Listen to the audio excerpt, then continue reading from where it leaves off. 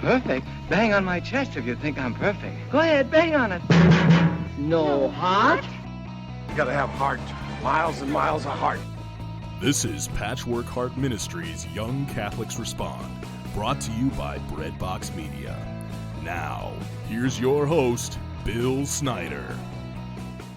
Thanks, Adam, and welcome to the program, everybody. I am Bill Snyder. This is Young Catholics Respond, and it is a pleasure to have you joining me today, no matter where you're listening from. Thank you so much for tuning in, whether you're tuning in from the mountains of West Virginia or the plains of Huntley, Illinois. Thank you so much for being a part of our ministry here at Patchwork Heart Ministry and subscribing to us and just following our ministry. Again, you can continue to do so if you haven't yet by going right over to patchworkheart.org. There's so much more there than just a podcast. We've got a growing and budding ministry, and so don't hesitate to head over to the website and check out what we have to offer you. But I don't want to spend too much time talking about ourselves today because I have a wonderful guest. His name is Nic Frank, and he's been reaching youth and young adults all over the country for nearly a decade. He's worked in large and small parish communities, seeking to bring hope to the hopeless. Currently, he's a director of evangelization at St. Patrick's Parish in St. Charles, Illinois, as he serves the entire faith community there with a special passion for empowering youth and young adults. He is blessed to be able to spoil his incredible wife and 4 children. And of course, in his downtime, you can find Nic trying to figure out the correct pronunciation of the word GIF, which I think is always a interesting thing to try and figure out. Is it GIF? Is it GIF? I have no idea. But Nic, what do you think it is? And thank you so much for joining me today here on the program. Hey, Bill. Thanks for having me. I'm so glad. I love that you read that bio because every time that I hear someone kind of announce me that way, I hear how they pronounce GIF or GIF. I feel like I heard someone told me once that it officially is GIF, but the verdict is still out. I need to, get something in writing or see some legal document. So I don't know. I think I lean towards GIF, but I could be wrong. That's awesome. I know that I upload a lot of them to the internet all day long. So I'm hoping that the pronunciation doesn't matter. All that matters is that the content gets out there, right? Absolutely. They're fun. All right. Hey, so I want to just ask you a little bit about your journey of faith. I know you're out there serving in so many different capacities in the world, and you're a phenomenal young adult speaker and Catholic speaker all across the country. But I would love to know what led you to that and what your journey to get there with Jesus is like. Yeah. Let me tell you just a little bit about what God's done. I mean, I don't claim to take credit for any of this. Sometimes even when I get together with my family, we'll sit down and just think like, how did this all happen? Because my whole family is either involved directly in ministry or just devoutly Catholic. And I grew up in small town Ohio, and good Midwest town, good Midwest values growing up, and grew up in a culturally Catholic family. I actually don't remember this, but I actually just found out within like the last year that my family, we didn't go to Mass every Sunday. So we were just, again, culturally Catholic, probably when it fit into our schedule. And we started going to Mass. My parents, sent me to Catholic school.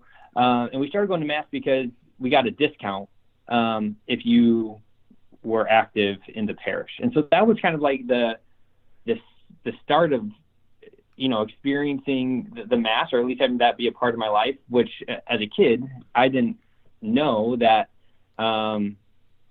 it was something just a financial motivation, and God used that. But I remember going to Catholic school as a kid and always being intrigued by Jesus, by religion class. It was unfortunately just a class, though, it was that Jesus was. I learned about him like I learned about George Washington, or I learned my math or whatever it was. And but I was always intrigued by it. I always enjoyed religion class. I think I just liked, I mean, who doesn't like the idea, especially as a kid, that there's this infinite creator who loves passionately and is always there for you and wants you to be happy. And, all of these truths about God that we grew up hearing, especially when we were little. And like, I was just drawn to that. Like, man, that's amazing that we have a God who is love. And, my parents would pray with me as a kid, and my parents started to get into their own Bible studies and their own faith groups. And it was all good, and I was living a good life and living I don't know if virtue's the word, but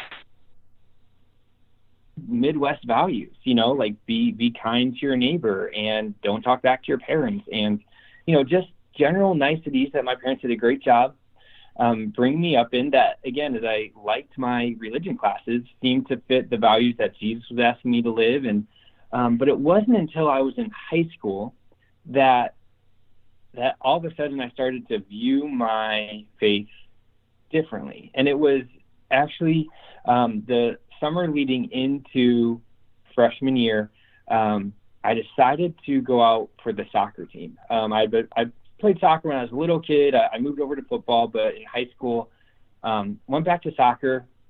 And my soccer coach also ended up being my freshman and sophomore religion teacher.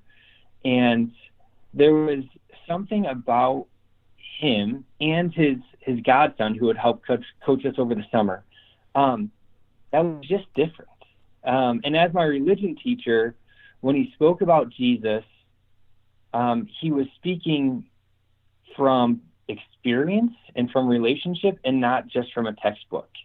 And actually, looking back, I joke, and I love this man very dearly, but I'll jokingly say that he was a great soccer coach and a bad religion teacher. Although I give him credit for inspiring my faith, his witness was so much better than his kind of in-classroom management or whatever that would be. I'm not a teacher by trade, so I'm not here to critique or anything, but I just remember, like, if I had a test in second or third period, and I started my day with religion class, if me or one of my friends just raised our hand and asked about an annulment or a hot topic issue in the church back in, the early 2000s, we could just get him on a tangent, and, I would have the rest of the period to study social studies or whatever it was that I prioritized over my religion class. But even in the midst of kind of the chaos that was religion class, there was something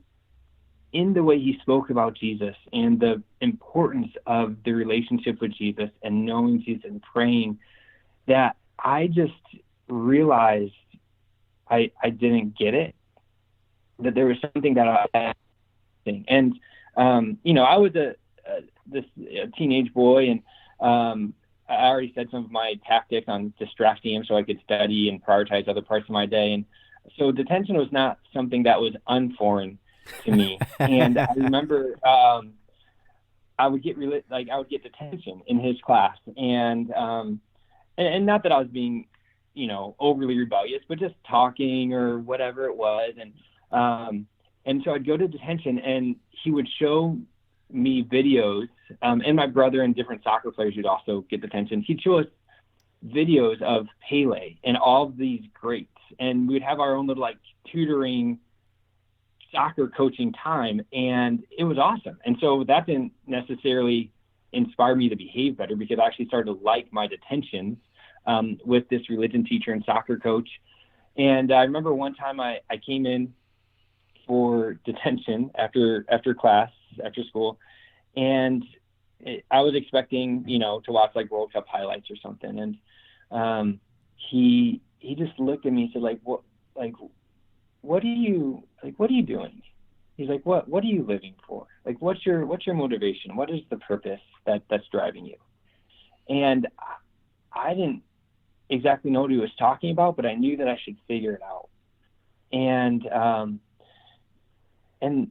yeah, through the witness of him and his his relationship with Christ, and especially his godson, who was going to Franciscan University in Steubenville at the time. Just seeing him and, this young man, 20-year-old, living their faith passionately, it just inspired me to lean in a little bit, to actually be intentional, to start praying.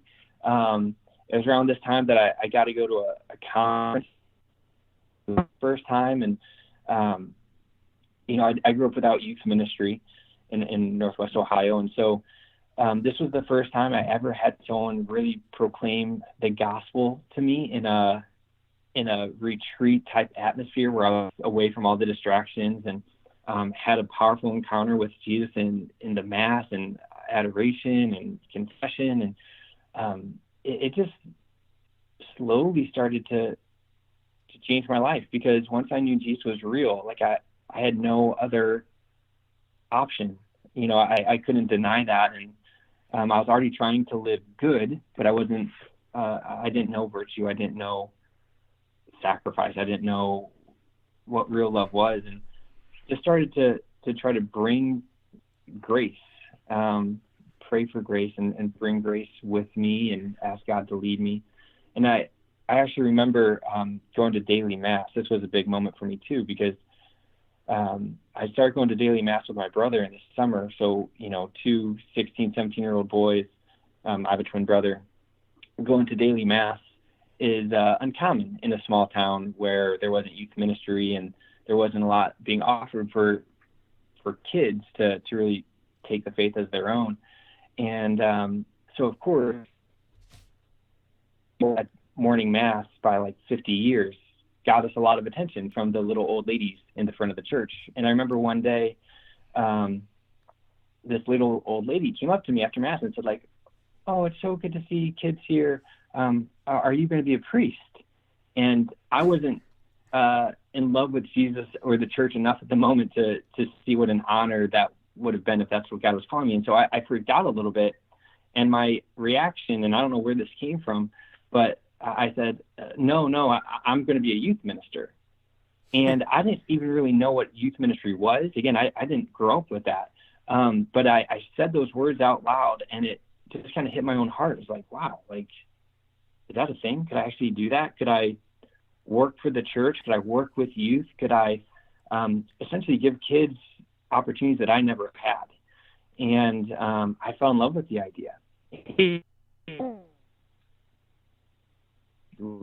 To go to school to study theology and catechesis, and it's taken me all over the country, working in Texas and in a big parish that I loved and adored and learned so much, to work with a missionary company that took me to work with smaller churches in Louisiana, and I've been up in Illinois for the last 6 years now, working with youth and young adults, and just recently moved into director of evangelization position, where I actually took this position because as my own family grows, just knowing that I need to prioritize for my own kids, but also I really saw that I've been in youth ministry longer, that I think I can have more impact forming youth by forming their parents and by kind of directing different ministries to impact the whole family. And so that's what I'm doing now. I still have a heart for youth. I still have a heart for discipleship for young adults. But I'm blessed to have a pastor who is allowing me to disciple our disciplers and to serve those who are serving. And so that's what I'm doing now. I'm in St. Charles, and I just want to serve, and I just want to love and encourage people to have this life-changing encounter that God gave to me for no, justifiable reason other than he loved me, and he's using me for some reason beyond my own comprehension. Yeah, it's an amazing story, and our stories sometimes do begin in detention. So, what a phenomenal witness, and just a beautiful, journey you've had, and I know the Lord is using you in so many different ways to reach into the hearts of people. and really impact them. And God uses the ordinary as well. He uses the ordinary people to do extraordinary things, as Mother Teresa would say. And so it's just an amazing testament, and it's a good thing for young adults to listen to, quite honestly. As young people out there listening to this, might be in college or even after college, post-college, young adults, figuring out their life, I think your story can be very well related to. So if you're listening, and the Holy Spirit's tugging at you, just kind of saying, hey, get more involved, do more things, or maybe the Lord has put it on your heart to go to school for theology or explore that. Really, just think about Nic's story and how it can apply and relate to your life. So I got to take that short break here, Nic. But on the other side, I want to talk with you a little bit about some of the time you're going to be spending up here in Wisconsin at the Arise events. There's a couple of Arise events coming up in March, on March 13th, that you're going to be here for, so that people can come and connect with you here in the state of Wisconsin. And we'll be right back after these short messages. So stay tuned, everyone.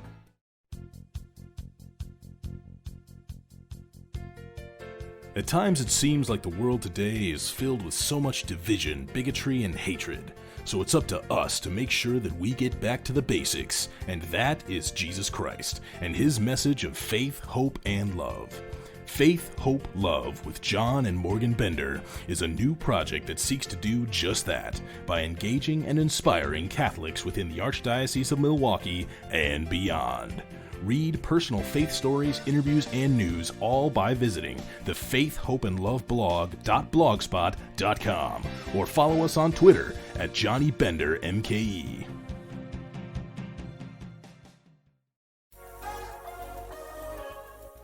Patchwork Heart Ministry is committed to sowing hope into broken hearts by helping young people encounter the love of Jesus Christ and his Catholic Church through prayer, storytelling, and media initiatives. We invite you to prayerfully consider supporting this mission financially. Mail your tax-deductible donation to Patchwork Heart Ministry at P.O. Box 563, Lake Geneva, Wisconsin, zip code 53147, or visit patchworkheart.org to donate online. That's Patchwork Heart Ministry, P.O. Box 563, Lake Geneva, Wisconsin 53147, or online at patchworkheart.org. Please join Arise Milwaukee for special prayer and worship events on Friday, March 13th and Saturday, March 14th at Carroll University in Waukesha. All ages are welcome at the Arise Milwaukee Worship Night on Friday from 7 to 8:30 p.m. Join us for adoration, prayer, encouraging messages, and worship. Free childcare will be offered and no registration is required. On Saturday, middle and high school students gather for the 15th annual Wisconsin Catholic Youth Rally. Together in fellowship, they'll hear relevant and encouraging talks, be led in prayerful worship, and have the opportunities to receive the sacrament of reconciliation and attend Mass. Please join us for these special Arise Milwaukee events featuring conference speakers Nic Frank and Lauren Wright, and worship led by the Josh Blakesley Band. You'll hear who Jesus is, be invited to consider your need for him, and encounter him in the Blessed Sacrament. We look forward to praying with you at Carroll University on March 13th and 14th. To learn more and to register for the Saturday youth event, please visit arisemke.org. Your heart is always beating, but you never have to think about it. Welcome back to Young Catholics Respond. Once again, Bill Snyder. Welcome back to this episode of Young Catholics Respond, everybody. I'm Bill Snyder. Today my guest is Nic Frank, and he is the Director of Evangelization at St. Patrick's Parish in St. Charles, Illinois.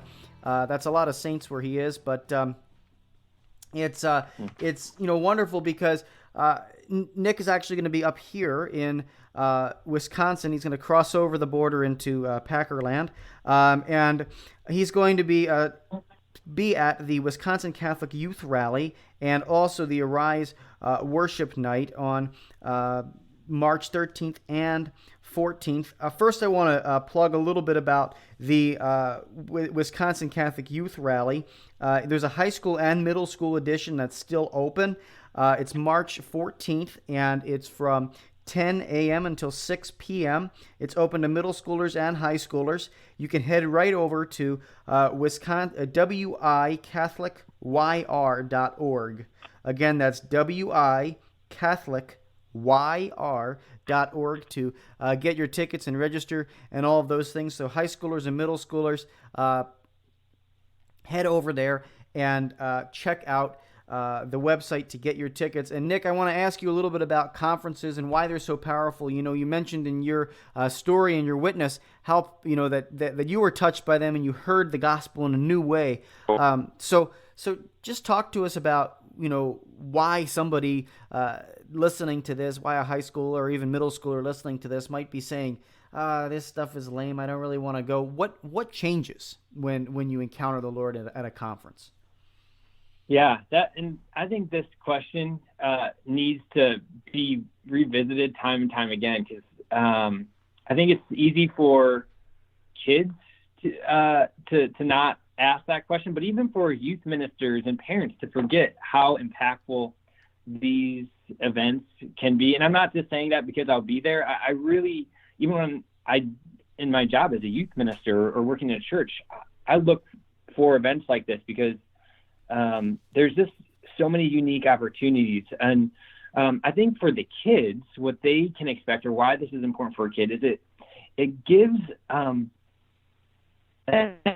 complete sense, but a small sense of the universal church in my mind, that the fact that we come together with different parishes or people we've never met before, people we may never see again, but we're able to participate in the same liturgy, and we're able to worship with the same songs, and we hear the same message, and it applies to everyone in the room.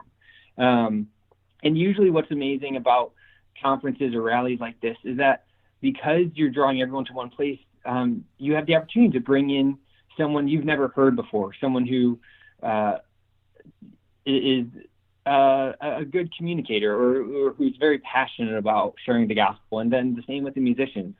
Josh Blakely, who will be at WCYR in March, is, in my opinion, the best in the country. And yeah, they're just so amazing. And for whatever reason, when you get out of yourself, you get out of your routine and you hear the gospel, even if you've heard it before, you're giving God permission to move in a new way. And when we do something different, we usually experience God differently. And we just give God this opportunity to speak truth into our lives, and God's faithful. And so God moves. And so for kids, it's never boring. It's just not. The organizers of conferences like this, they do their best to make this lively and engaging in all aspects. And, you know, for youth ministers, sometimes I think youth ministers can be like, well, I've taken my kids to this for the last 8 years and it's always the same. And you know what, for a youth minister, that's partially true. You know, we proclaim the gospel, we proclaim the kerygma, and there's worship. But the kids are always changing, right? Like you might be doing this for 8 years, but this might be a student's first time to have an encounter like this. And then as a youth minister, I would cherish the opportunity to take kids to an event like this where I could just focus on the relational ministry and building and developing what the speaker on the stage said. And so I think it's beneficial to the individual, but to the group and to the youth minister, who can really foster the work of the conference and do what most youth ministers love to do, which is just help students, walk with students. And so, yeah, I think conferences, they just have a primary place in youth ministry, especially. It gives kids a different experience than you can provide on a Sunday night or a typical youth night. Yeah, and I want to mention that this is not just because it's called the Wisconsin Catholic Youth Rally. Does not mean that people from Illinois or Iowa or wherever you are in this country, even West Virginia, wherever you are in the United States, this conference is open to you. So please don't hesitate. You know, if you're liking what you're hearing from Nic, to sign up, to head over. Again, the website is wicatholicYR.org. And, you know, the theme for this conference, Nick, is fiat. What is the message that you're going to try and give people through that fiat message that the theme of the conference is? Yeah. So fiat is just our yes, right? That's what fiat is. And what I love about what we're doing this year at the conference, I love a lot of things that we're doing. Not only just, I already said Josh, and we're bringing in Lauren and Father Aaron, just an amazing team. People who are really living this and are good witnesses of this. But what I love about this is that we're first going to be diving into God's yes to us. And I think that is something that maybe we don't see or we don't hear often, or we haven't experienced, that we just hear all of these rules, like God wants us to say yes to this and God wants us to say no to this, and don't ever think about doing that because that will be bad and you'll go to hell. Like, we hear all these things that we're not supposed to do and things that we're supposed to do, but we're going to first just help people come into an encounter where they can hopefully hear God saying yes to them. God is saying, yes, I love you. Yes, I know you. Yes, I care about you. Yes, I forgive you. And we really want to focus on that at first, because the faith is just a response. Our relationship with the Lord is just a response, and we want to really know what we're responding to. We want to just not have the kids come in and be like, all right, if you're going to be a Catholic, do this, this, this, this, this. We want to remind people, like, hey, if you want to be a good Catholic, let God love you. Like, let him say yes to you in all the ways that his love and mercy wants to pour out on you. And so that's how we're starting this conference. I don't want to reveal too much, but we're diving into God's yes to us. And then hopefully if we unpack that well and we allow the students to encounter that, then our natural inclination is going to be to give our fiat, to give our yes, just like Mary did at the Annunciation. And so do we want kids to walk away and have a new zeal for their Catholic faith? Absolutely. Do we want them to live more faithfully? Absolutely. But we're hoping that that's going to be a response to giving them an authentic encounter of how much God wants to throw out his yes and his love upon all of the students there. Absolutely. Just a few more things I want to mention for the housekeeping portion of the program. Is this, that both of these events are put on by a group called Arise Milwaukee, and they're an amazing organization. I want you to head over to their website. As a young adult, especially living in Milwaukee, they are some of the premier event organizers in Milwaukee. Head over to arisemke.org. And I want to plug real quick another event for the big kids, which is the Arise Worship Night, Friday night, March 13th, and that's from 7 until 8:30 p.m. Again, Nick, you're going to be speaking at that, giving the opening message, and the Josh Blakesley Band will be performing as well, leading the worship, is what I should say, not necessarily performing, but leading worship at the event. And again, that's for the big kids. That's for young adults out of high school, college age, post-college, 30s, our age. But that's the beautiful thing. Come and worship the Lord there too. So before the teenagers destroy the auditorium the following day, head over to the Shattuck Auditorium. All the big kids head over there March 13th, and that's going to be a great evening as well. Nick, I want to thank you so much for your powerful witness and your time with me here today on Young Catholics Respond. I hope to have you back. It's just been a great conversation, and I look forward to the conferences up here with you. So thanks so much. Yeah, thanks. I'm looking forward to seeing you, and I'll come back anytime. All right. Well, this has been an episode of Young Catholics Respond. Until next time, from all of us here at Patchwork Heart Ministry, I'm Bill Snyder. Keep beating to your Catholic heart. You've been listening to Young Catholics Respond, a radio initiative of Patchwork Heart Ministry. To learn more about our ministry and program, visit us at patchworkheart.org. Or to get exclusive access and early ministry updates, become our patron on Patreon by searching for Patchwork Heart Ministry.